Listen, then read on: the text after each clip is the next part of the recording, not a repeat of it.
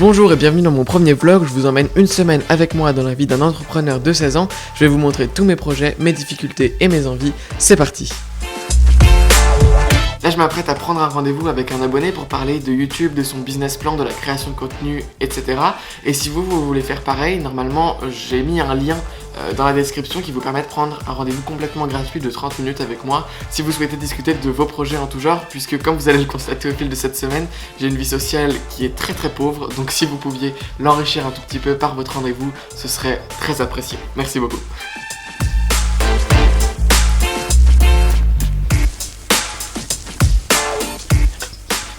Ok, alors je viens de finir mon premier coaching, je suis assez content de moi. J'avais déjà une liste de questions que je voulais poser pour d'abord faire le bilan et écouter tous ses freins, tous ses objectifs avec ce projet, etc.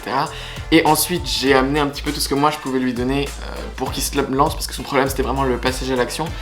Donc je suis assez content de moi. C'était mon premier coaching, donc il y avait certainement beaucoup de choses que j'aurais pu améliorer. Peut-être que j'ai trop donné mon avis par rapport à donner des pistes pour que lui, il fasse son propre avis.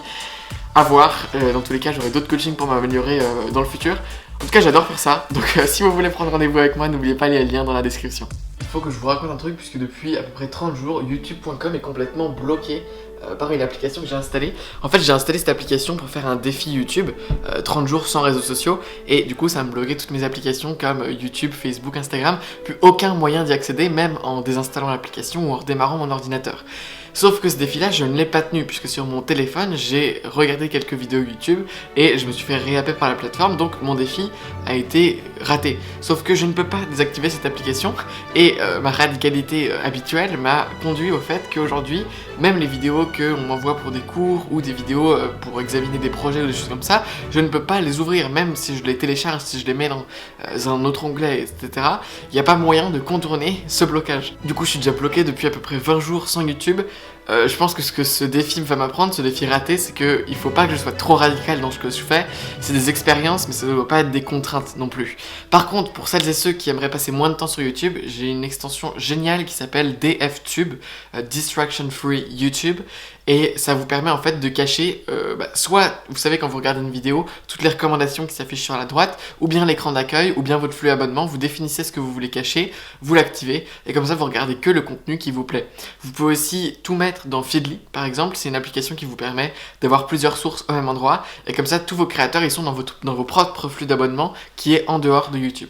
Donc voilà, c'est des petits tips par-ci par-là, j'espère que ça vous sera utile, mais du coup je suis obligé de me remettre au travail puisque je ne peux pas me divertir sur YouTube. Là je viens de rentrer d'une longue marche avec un ami et en me rasseyant devant mon ordinateur, j'ouvre mes mails et je vois une notification d'achat de ma formation, donc ça fait toujours plaisir de voir ça. On a vraiment l'impression de ne pas mériter l'argent qui arrive, puisqu'on a l'impression de ne pas avoir travaillé activement pour avoir cette vente, tandis qu'en réalité ça fait plus de 4 mois que je conçois la formation, je la filme, je la mets en ligne, etc.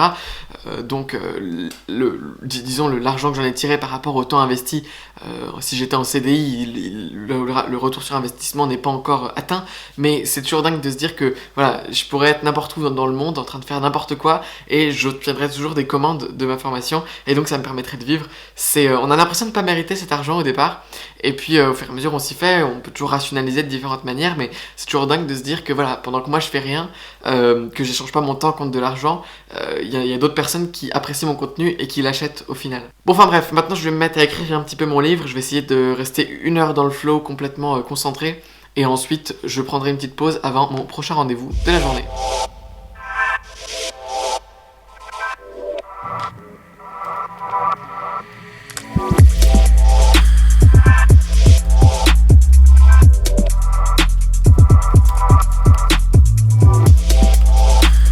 On est en début de soirée, je vais maintenant fermer mon Mac. C'est bon, j'ai fini ma journée de travail. Je le rouvre pas, je me donne l'ordre de pas le rouvrir avant 8h demain matin, parce que sinon je check mes mails et je repars dans 1 heure de travail vers 23h. Non, là ce que je vais faire, c'est que je vais lire un petit peu. Je vais d'ailleurs vous parler de mes lectures ce soir ou demain, je sais pas encore.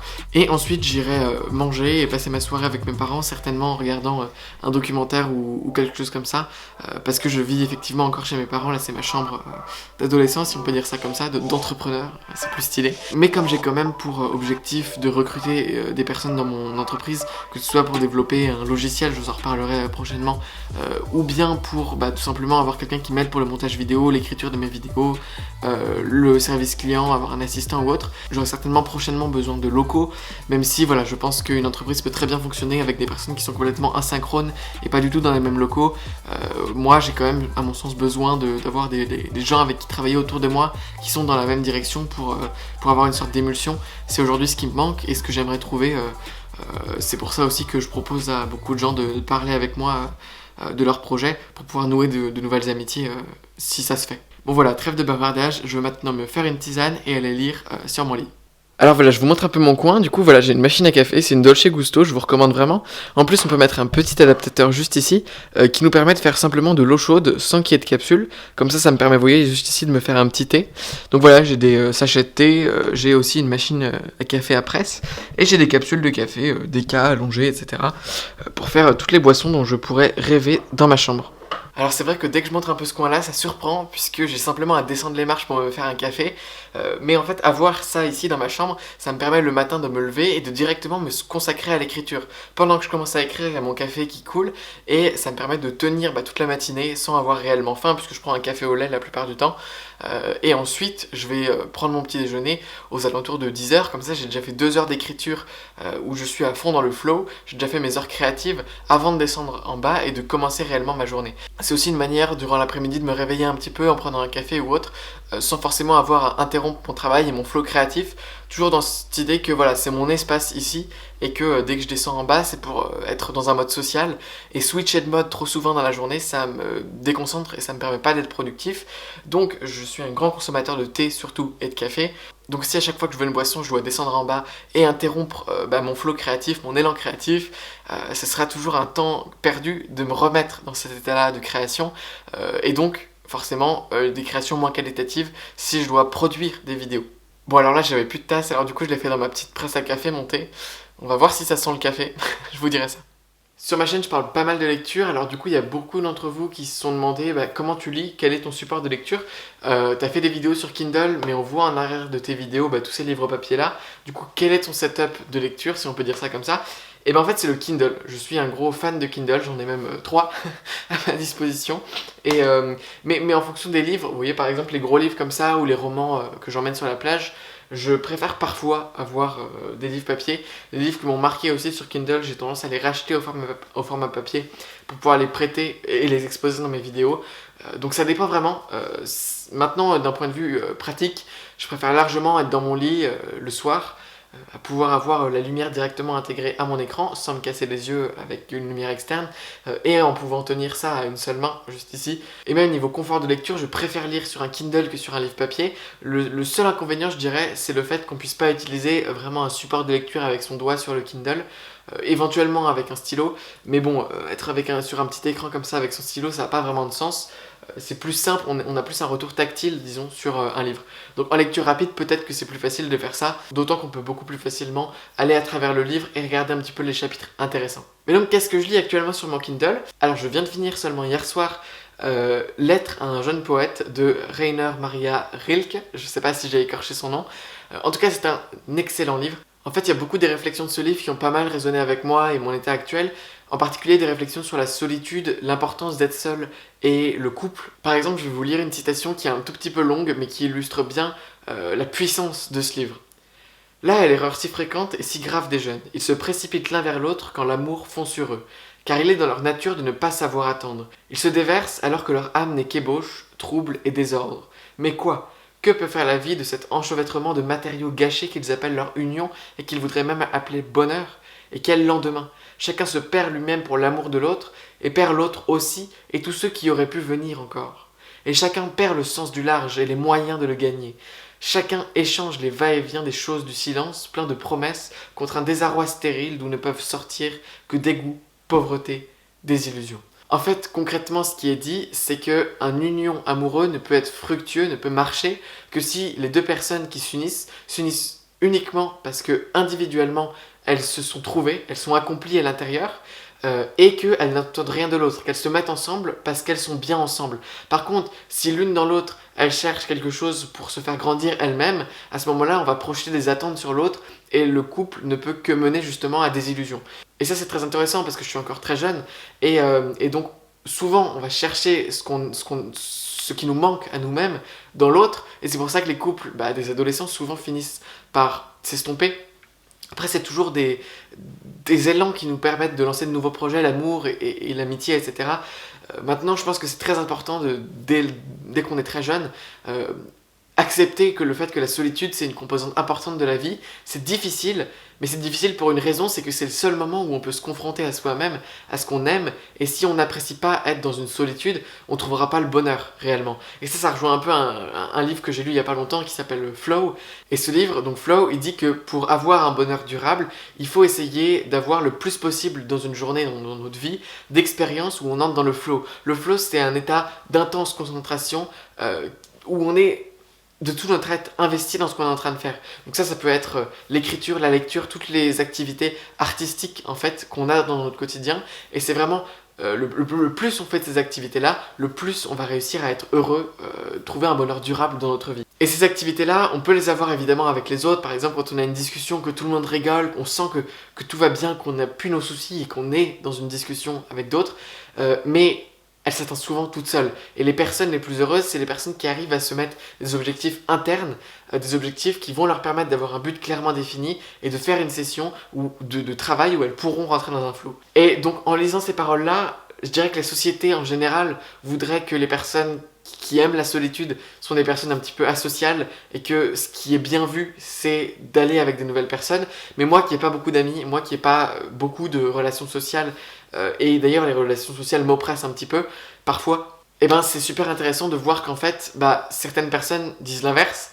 Et ces personnes-là, c'est des personnes qui ont accompli des choses immenses dans leur vie. Donc ça permet aussi de relativiser le sens commun qui n'est pas forcément la route à suivre pour devenir heureux dans sa vie et accompli. Bon, je pourrais clairement continuer à vous parler de livres pendant plus d'1 heure parce que je lis à peu près 3 livres par semaine en ce moment et j'adore ça, j'adore en parler aussi derrière. Mais j'aimerais juste vous parler d'un dernier livre. Ce livre, il s'appelle Factfulness de Hans Rosling et c'est vraiment important que tout le monde le lise. L'idée de l'auteur, au fil du livre, c'est de permettre au lecteur de prendre une nouvelle hygiène de pensée, une nouvelle éthique de pensée qui consiste à baser toutes nos opinions sur des faits. Et ça s'appelle la factualité. Et en fait, dans son livre, au travers d'exemples précis et d'idées reçues qui nous démontent petit à petit, il nous montre tous les biais humains dans lesquels on a tendance à tomber, qui nous poussent à avoir des visions déformées de la réalité et donc à prendre des décisions irrationnelles sur des opinions qui ne sont pas basées sur des faits. Et je peux vous jurer que si vous êtes un petit peu déprimé en ce moment du contexte ou autre, lire ce livre, ça vous donnera une dose d'optimisme. Parce qu'on se rend compte que dans absolument tous les domaines où on croit que ça va mal, en fait ça va très bien. Il y a eu des progrès immenses qui se sont faits ces dernières années et c'est hyper important de le savoir pour avoir une vue réelle, basée sur les faits et optimiste du monde. Donc voilà, je vous recommande à tous de le lire. C'est un 10 sur 10 pour moi. C'est peut-être le livre que j'ai préféré. Il s'appelle Factfulness. Si tout le monde le lisait, le monde se porterait tellement mieux. Jusqu'à présent, j'aimais pas trop la fiction, je considérais ça comme inutile, mais en fait, de plus en plus, je me rends compte que à travers l'évolution des personnages d'un livre, en fait, on peut s'identifier et avoir des principes qui résonnent avec nous et qui nous permettent, au final, encore mieux de progresser qu'un livre tout bête de développement personnel. Donc voilà, en ce moment, je délaisse un tout petit peu la non-fiction pour revenir un peu à de la fiction.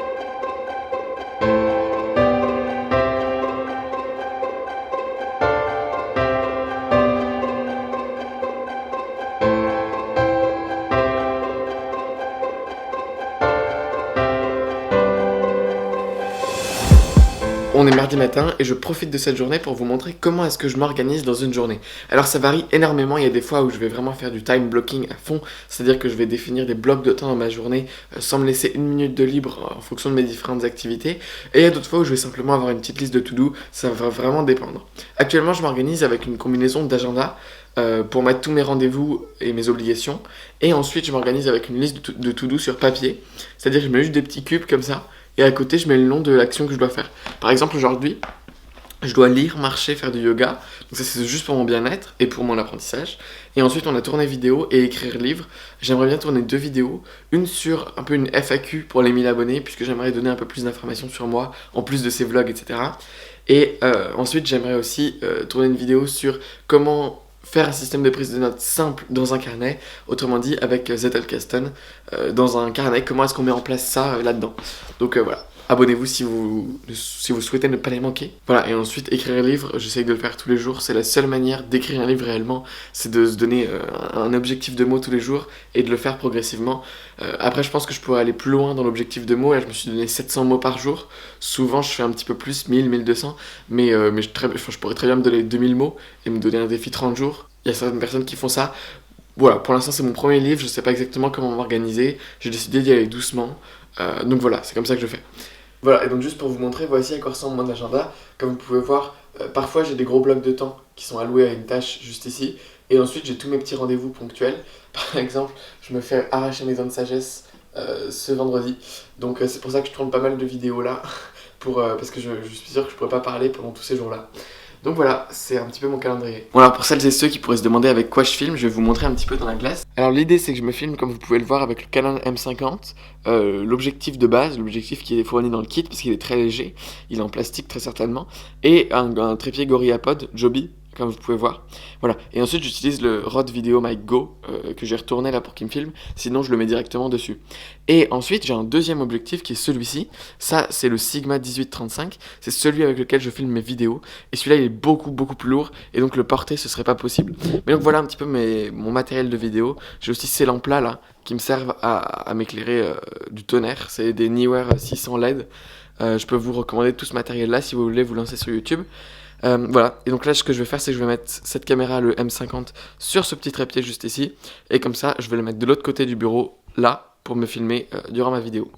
Alors je viens de finir le tournage de mes 2 vidéos, il faut dire que c'était assez chaotique, j'étais très fatigué, j'arrivais pas à articuler mes mots, et puis en plus comme j'avais pas beaucoup écrit le script, j'étais un petit peu dans le désordre, dans ma tête c'était un peu le fouillis, mais j'ai quand même réussi à faire quelque chose de bien, j'ai fini mes 2 vidéos malgré tout, j'étais pas mal énervé sur la deuxième, mais voilà, j'espère que les vidéos vous rendront bien. Parce qu'il faut savoir qu'il y a quand même beaucoup de vidéos que je fais, mais que je ne publie pas, en me disant que le coût d'opportunité de publier une vidéo qui risquerait de désintéresser mon audience, il est trop important. Et donc, bah voilà, en fait, si on publie une mauvaise vidéo, le public il peut nous pardonner. 2 mauvaises vidéos, il commence à se désintéresser. 3 mauvaises vidéos, il se désabonne. Donc s'il y a des vidéos que je n'aimerais pas voir moi-même sur la plateforme, je les publie pas du tout, et c'est mieux comme ça, à mon avis. Donc voilà, c'est un peu ma manière de penser depuis le début sur YouTube. Pour l'instant, elle a plus ou moins porté ses fruits, mais ça veut dire qu'il y a forcément du rejet dans même ce que j'écris, et puis après ce que je filme, et à chaque étape, il y a à peu près, je sais pas, je dirais 20%, 10% qui passent pas le filtre d'une étape à l'autre. Bon voilà, maintenant trêve de bavardage, je vais essayer de faire un petit peu plus de travail aujourd'hui. Donc sur ma liste de to-do, qu'est-ce qu'il me reste à faire? Je dois écrire mon livre, il me reste ça. En gros, en vrai travail, lire aussi, lire je pense que je vais le faire maintenant. Ensuite il me reste à marcher et faire du yoga, donc en fait très sympa comme après-midi. L'après-midi d'un entrepreneur, quoi. C'est ça un peu la vie de bohème. En fait, j'essaye de m'organiser pour que mes matinées soient destinées à la pure création, d'environ 8h à 14h. J'aime bien me dédier un gros bloc. Souvent, je vais écrire, je vais tourner des vidéos, je vais éventuellement faire du montage, mais j'essaye de garder ça pour l'après-midi. Mais sinon, voilà, je vais lire des choses, je vais ingurgiter de la connaissance. Ça va vraiment être des moments où je vais pouvoir me mettre dans le flow et je vais pouvoir faire du travail le plus concentré possible. Et ensuite, je dédie mes après-midi à des rendez-vous que je pourrais avoir, ou bien à de l'administratif, par exemple ma compta, ou encore du montage, des tâches un petit peu répétitives. Donc voilà, par exemple aujourd'hui c'est une journée typique. Ce matin j'ai lu pendant 1 heure, puis j'ai écrit mon livre pendant 1 heure, puis ensuite, alors c'était un petit peu particulier puisque je suis allé faire un test PCR pour pouvoir me faire enlever mes dents de sagesse vendredi. Donc ça m'a pris une bonne partie de la matinée aussi. Et là, ensuite, cet après-midi, j'ai 4 rendez-vous. Un pour mon application, un rendez-vous de prise de contact / coaching, un où c'est moi qui me fais coacher, et encore un autre rendez-vous un peu type coaching. Voilà, après évidemment j'adore rencontrer des gens en visio, je le fais l'après-midi puisque j'ai besoin de moins d'énergie mentale pour faire ce genre de rendez-vous, mais voilà, je trouve que c'est vraiment un des avantages de créer du contenu en ligne, c'est de pouvoir rencontrer des gens qui nous plaisent sans limite géographique quelconque, c'est-à-dire que je pourrais très bien rencontrer la personne qui va devenir mon meilleur ami et qui se situe actuellement à 5000 km de moi, ça m'empêcherait en aucun cas de le rencontrer grâce à la magie d'internet. Voilà, j'ai aussi ramassé un nouveau bouquin, c'est le métier de coach, parce que finalement ça m'intéresse bien cette histoire, avec tous les rendez-vous que j'ai eu depuis le début de la semaine. Donc voilà, je vais me mettre à le lire pour voir ce que je peux en tirer, même si évidemment je ne veux pas devenir coach. C'est toujours utile d'avoir une posture d'aidant et découvrir la relation qui peut exister. Donc voilà, je vais un petit peu le parcourir de temps en temps pour apprendre de nouvelles compétences.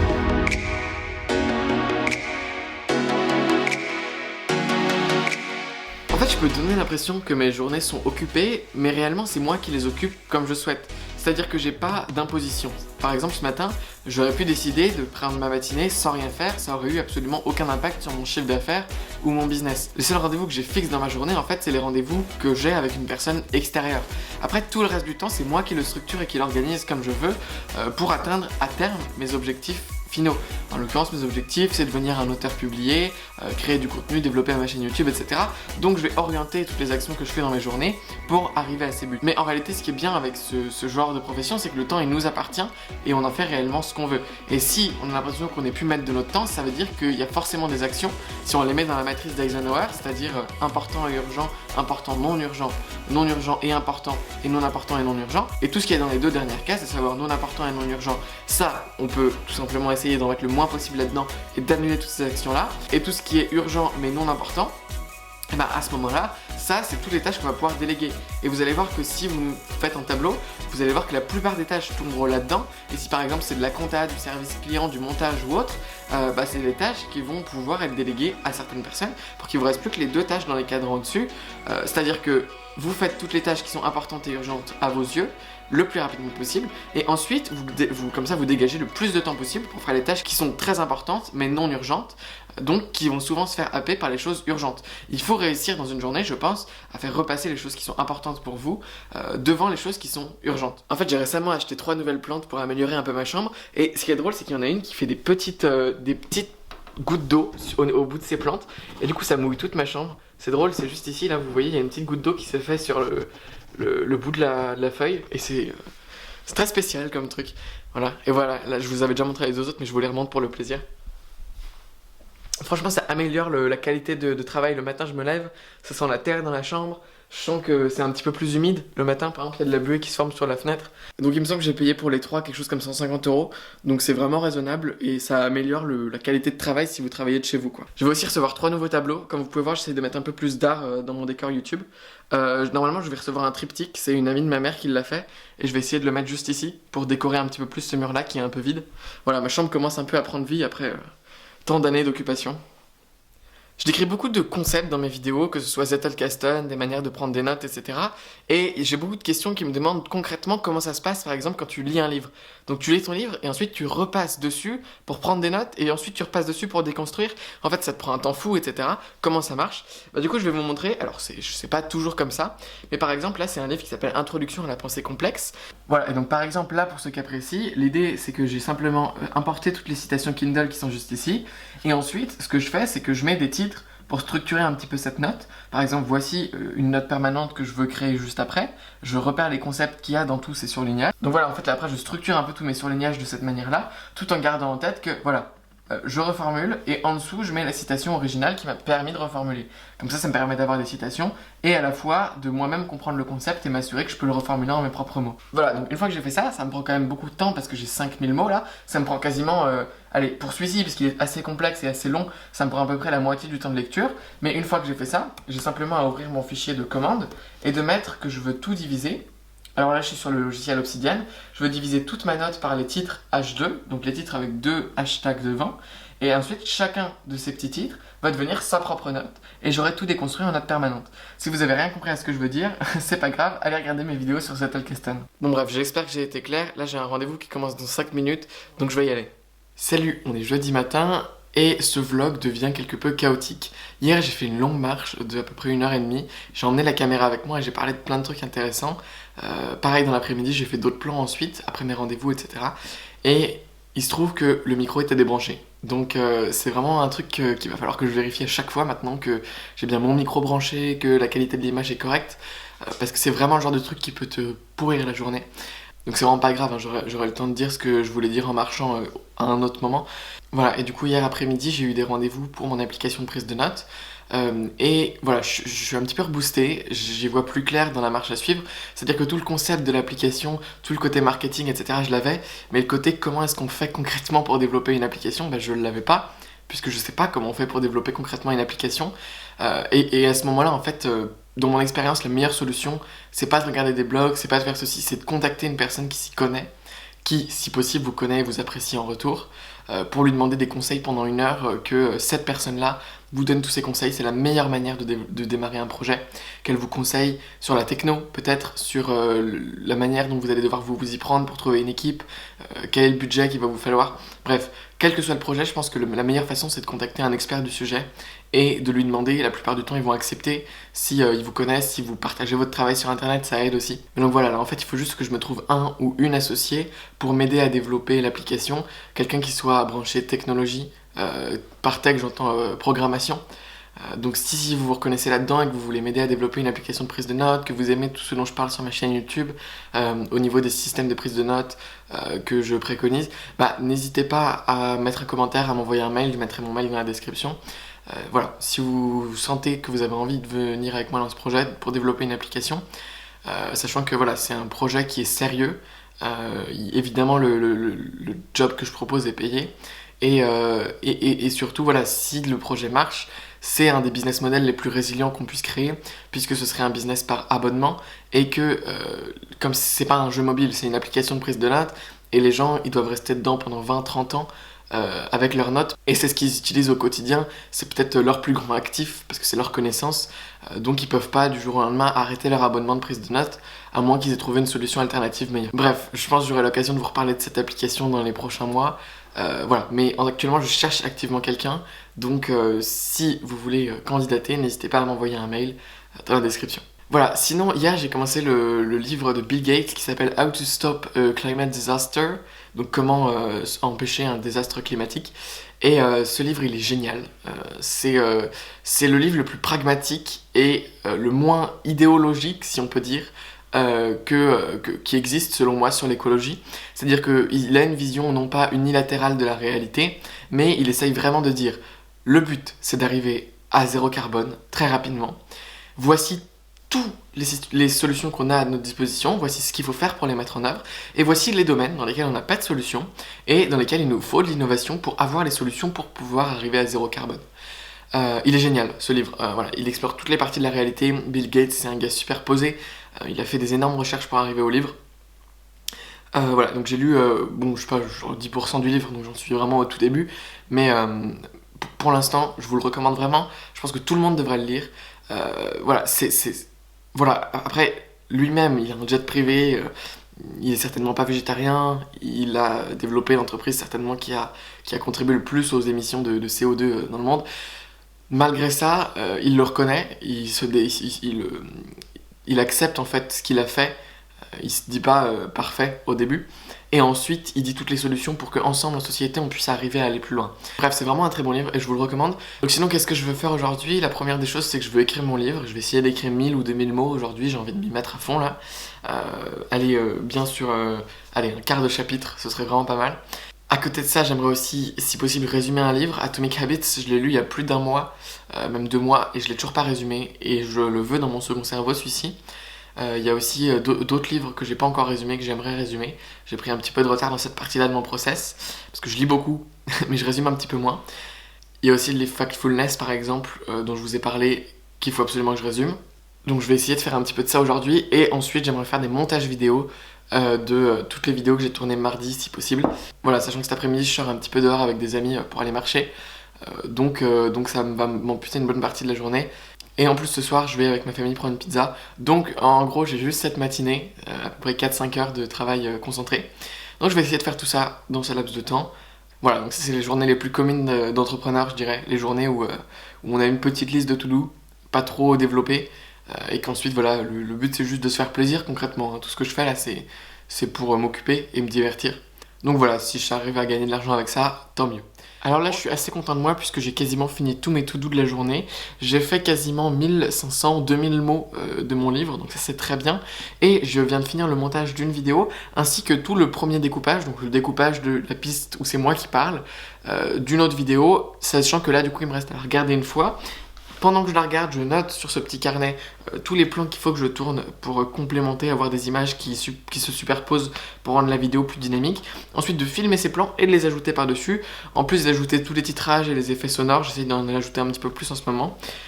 Voilà, mais une fois que j'aurai fait ça, j'aurai fini mes 2 vidéos, sachant qu'ensuite, à la fin de la semaine, donc dans 2-3 jours, je suis pas sûr de pouvoir filmer après parce que je vais me faire arracher mes dents de sagesse demain, donc certainement que samedi, dimanche, je pourrai même pas parler, donc peut-être que vous aurez des images mais sans ma voix. Et donc ensuite j'aurai cette 3e vidéo, celle du vlog, que je pourrais inclure dans mon planning de diffusion. Et pour celles et ceux qui seraient intéressés par la manière dont je monte des vidéos, je vais retourner à la caméra et je vais vous montrer rapidement. Bon alors premièrement, où est-ce que je stocke tout? J'en ai déjà parlé dans une vidéo sur le stockage sur ma chaîne, mais je stocke tout là-dessus, sur le Samsung T5. C'est un excellent disque dur pour éditer des vidéos dessus. Là il va quasiment être plein, et quand il sera plein, je le déchargerai, vous voyez, dans les 2 disques durs qui sont tout là-bas, à côté de ma plante verte. Voilà, je déchargerai tout là-dedans. Et ensuite, j'utilise comme logiciel de montage Final Cut Pro X, Final Cut quoi.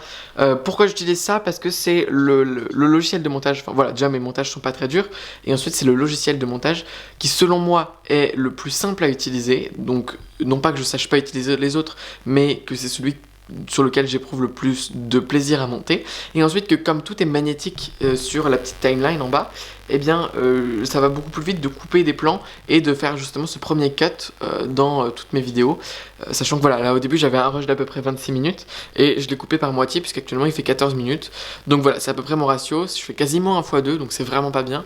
Au niveau du tournage, je garde la moitié de ce que je tourne dans ma vidéo finale, mais bon, là en l'occurrence j'avais aucun script quand je faisais cette vidéo là.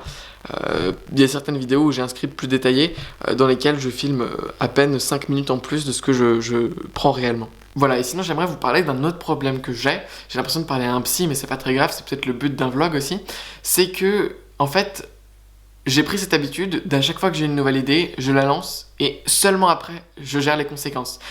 C'est la seule manière d'avoir la vie sans regret que je veux mener en fait. Cette chaîne YouTube, je l'ai lancée un petit peu sur un coup de tête. Voilà, et le problème, c'est que j'annonce trop tôt aux gens autour de moi que je vais faire un projet.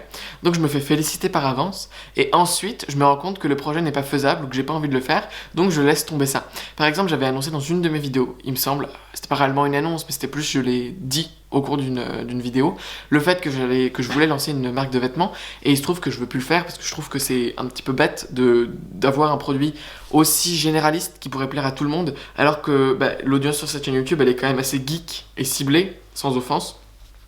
Mais voilà quoi, une marque de papeterie ou quelque chose comme ça marcherait beaucoup mieux pour ce type d'audience. Donc pourquoi vendre des produits qui plairaient à tout le monde? Enfin voilà, il y avait un manque de réflexion en fait avant que je dise ça tout simplement.